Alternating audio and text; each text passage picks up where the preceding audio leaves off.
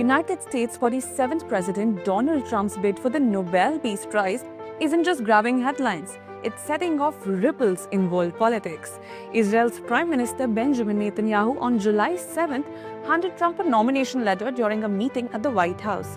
Earlier, Pakistan's government too praised Trump's pivotal leadership in allegedly brokering a ceasefire with India in May 2025.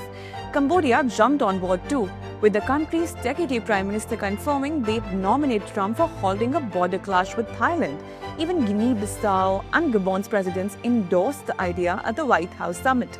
But not everyone's cheering. In late June, Ukraine's Alexander Mereshko took back his nomination, saying, and I quote, he'd lost any sort of faith in Trump's peace efforts. And talk about a mixed bag.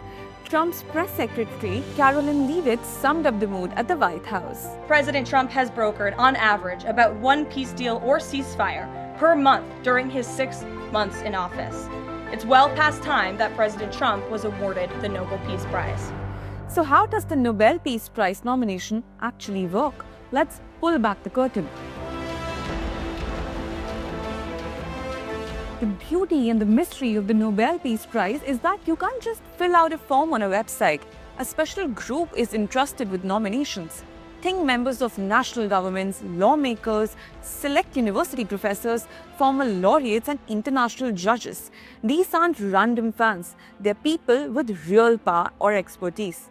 If you're, say, Pakistan's or Israel's Prime Minister, you write a letter to the Norwegian Nobel Committee by January 31st, explaining why your pick, Trump in this case, deserves the prize. Maybe it's for the Abraham Accords or for a ceasefire deal. You send it off and boom, your nominee's in the running. Fun fact, there's no limit on the nominations. So Trump could be nominated by 20 different people and they'd all count. Now here's where it gets interesting. The Norwegian Nobel Committee, 5 people picked by the Norway's parliament, keeps the nominee list top secret for 50 years. But nominators like Netanyahu love to announce their choice to grab headlines. In 2025, the committee is sorting through 338 candidates. That's 244 people and 94 organizations. That's a lot of resumes. They spend 8 months digging into each nominee with the help of experts, debating who's done the most to ensure global peace. It's like a high-stakes book club, but instead of novels, they're judging world-changing moves. The nomination bar's low, which is why legends like Mahatma Gandhi got 5 nods but never won. And Adolf Hitler was briefly nominated in 1939 as a bad joke. Hitler was also quickly yanked from the list.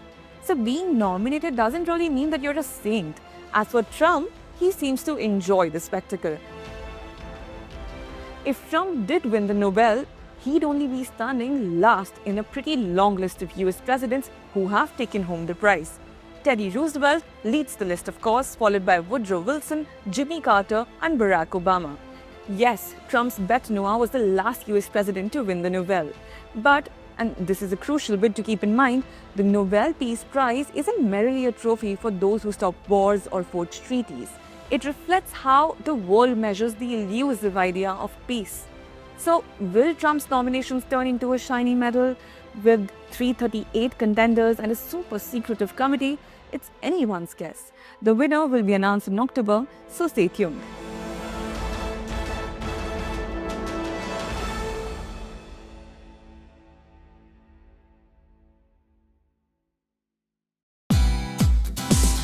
Hey, thank you for watching this on CNBC TV18. Hope you liked it. For more such interesting news and updates, follow CNBC TV18 on all the social media platforms.